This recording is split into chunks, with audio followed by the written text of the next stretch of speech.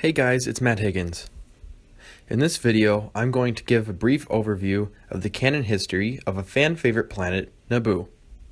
Compared to Mustafar, Naboo has a much deeper canon history throughout all eras.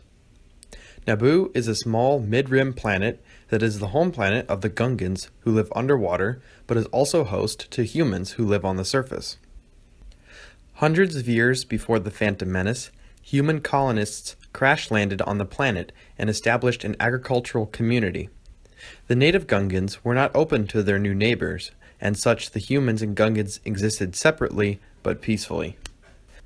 In the year 867 BBY, Naboo became a member of the Galactic Republic, creating a holiday on the anniversary of this date called the Festival of Light.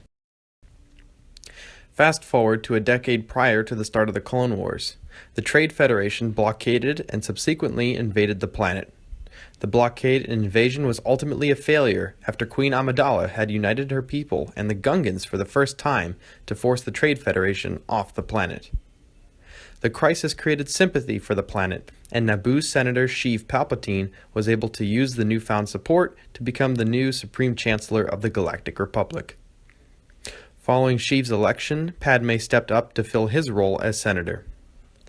Days prior to the start of the Clone Wars, Jedi Anakin Skywalker was assigned to protect Senator Amidala as she journeyed back to her home planet.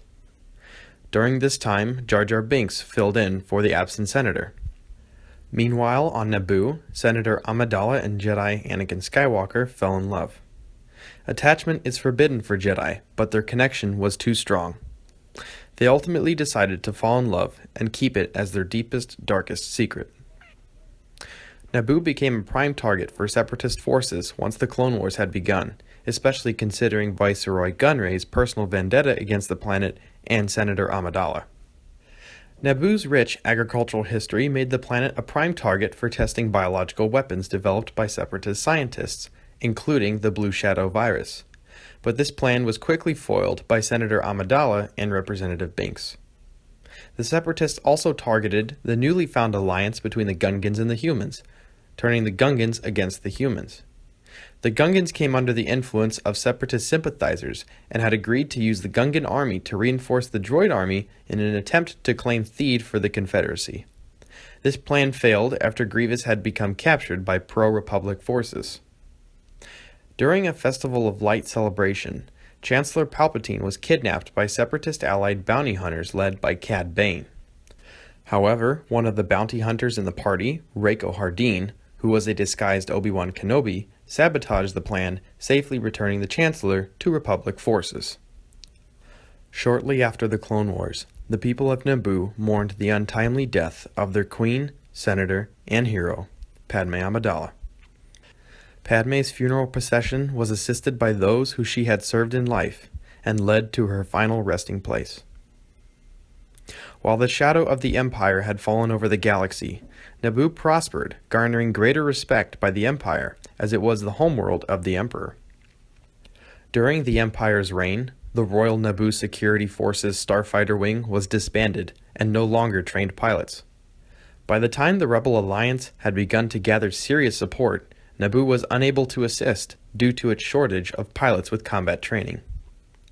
After the Battle of Endor and the death of the Emperor and Darth Vader, Naboo was grateful to be freed, but had felt ashamed of the actions of Palpatine. In a move of solidarity, Mon Mothma sent Leia Organa of Alderaan to the planet. In visiting with Queen Saruna, Princess Leia asked for the support of the New Republic from the Naboo people. Without hesitation, the people agreed who were eager to cleanse their stained reputation. The meeting was cut short when numerous unnatural storms had formed around the planet. These storms were created by a climate disruption array named Project Cinder, set up under the direct order of the now-deceased Emperor Palpatine. The climate disruption array was intended to disrupt the ecological balances on the planet and eventually turn the green and beautiful Naboo into a wasteland. This proved once and for all that even with his own people, the Emperor cared for no one but himself. The princess and two of her delegates used the old N-1 starfighters to successfully take out the satellites and end the destructive storms. Despite joining the New Republic, Naboo was never fully able to shed its reputation as Palpatine's homeworld. In the months following the destruction of Project Cinder, Naboo became a rally point for Imperial supporters.